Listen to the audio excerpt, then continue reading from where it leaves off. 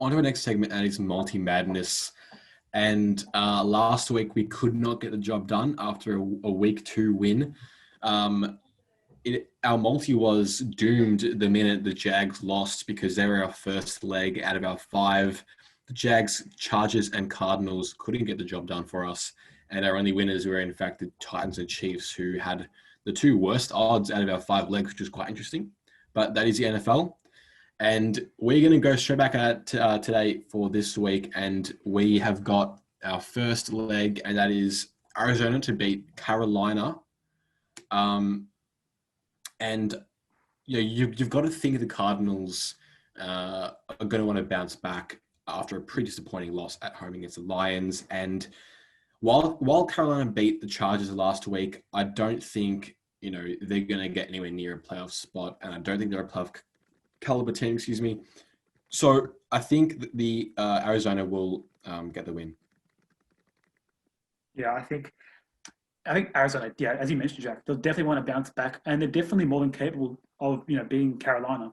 I think Kyler Murray, it's going to be really hard for the Panthers to get to him to stop his, his running threat.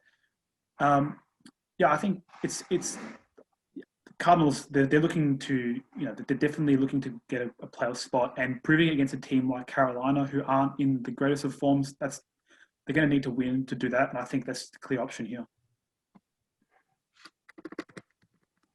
Our second leg is Dallas to beat the Browns. We talked about this matchup. It's at AT&T Stadium. I think it should be a Dallas win. We talked about the Browns, having the ability to come in and win with their running game and their defense, but I think Dallas have, the inside shot to win this game. Yeah, Dallas are definitely going to be upset after the Seahawks game. They were so close to winning that game, and I think they're going to be hungrier than the Browns. I think the Browns as a whole, they just lack that sort of winning mentality. They don't want it as much as the Cowboys do, I think, this week. And I think that's what's going to get the Cowboys over the edge. Yeah, I agree.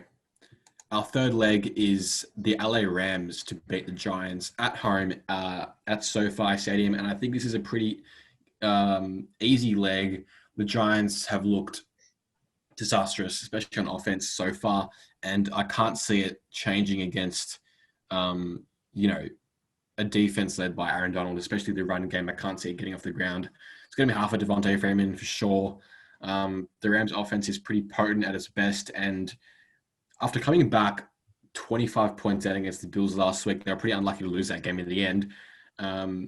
So they, in an alternate universe, they could be 3-0, but I think they do get the win against the Giants this week. Yeah, I definitely agree with that. I think the odds for this one, I believe, they're definitely in the Rams' favor. I think, as you mentioned, Jack, the Giants, they're not in any good form at all. And so simple as that, I just don't think the Rams will be bothered at all with the Giants. Our second last leg of this week's multi is Seattle to beat Miami in Florida. And this does seem like a pretty simple choice. Obviously, we did talk about Seattle's a few of the injuries after their win against the Cowboys, but I don't think they'll be troubled enough to, not come away with a win against the Dolphins, who, despite being the Jaguars, are probably no match for Russell Wilson in that offense. No, Russell Wilson's going to carve up that Dolphins defense. I mean, if he was able to do it to the Patriots, there's no doubt he's going to be able to do it to the Dolphins. What I am worried about though for this leg is that the Seahawks, they like to play to the level of their competition. They usually keep it close. It's usually a one-score game no matter who they play. So, sometimes they beat teams that they shouldn't, and sometimes they lose to teams that they shouldn't. So I think it's safe. I think the Seahawks will win, but I definitely will be watching that game, and I'll be nervous about the multi. Now, our final leg of this week's Multi Madness is the Tennessee Titans to beat the Pittsburgh Steelers at home. And the Titans have looked pretty good on offense. Ryan Tannehill's led the way. Derrick Henry's been obviously really good, but he probably hasn't quite reached, his best of last season just yet, which is okay because Tannehill has really taken charge of his offense and, they're 3-0 and they deserve to be 3-0. And Jadeveon Clowney is just added to their strong defense already, and in a tight contest with the Steelers, it's easily our most riskiest pick. The Tennessee Titans have the longest odds of this multi, but I think I'm pretty confident they can get the job done at home. I wonder. So it's worth noting. I wonder, like, obviously we mentioned our news segment how the Titans, some of the Titans staff, were tested positive for COVID-19. So I believe the Titans have ruled out any practice this week. Will that game even go ahead? Do you reckon it will go ahead?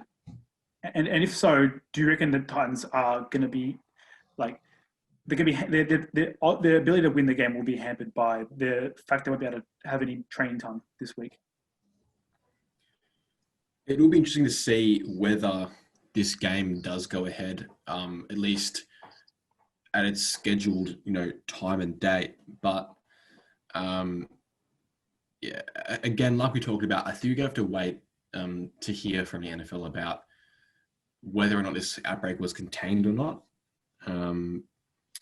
And if it is contained, I think it will go ahead. But if it isn't, it may get moved to Monday, it may get moved to next week. But seeing as though Tennessee has closed its practice facility until at least Saturday, it isn't a great sign, considering they're playing on Sunday. But yeah, it doesn't look great. But I think we've just got to wait and see the results of some of these cases. Now that wraps up multi-madness for this week. We're going to move on to TDU's game of the week, and that is Tennessee versus Pittsburgh. Obviously, we just talked about them, that this matchup being our multi. It is also our game of the week this week.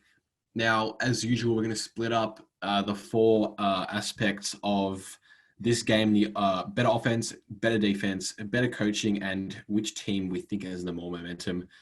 And Emilian is going to take over Arif's usual responsibility, and he's going to go over the defense and coaching. But I'm going to kick it off with who I think has the better offense going into this game. And I think Tennessee has the better offense. I just talked about how Ryan Tannehill has really taken charge since taking over as quarterback from Marcus Mariota last season. He's been really good. He's been able to stand in the pocket and make some really nice throws. They've not just had to lean on Derrick Henry, which is what we thought would happen. But, Tannehill's been just as good as Henry. He's been just as important to this offense. And I think if you take Tannehill away, the offense, it's nowhere near as good. So Tannehill is really important. The offense, they've averaged 26.6 points per game. And so I think they're the better offense.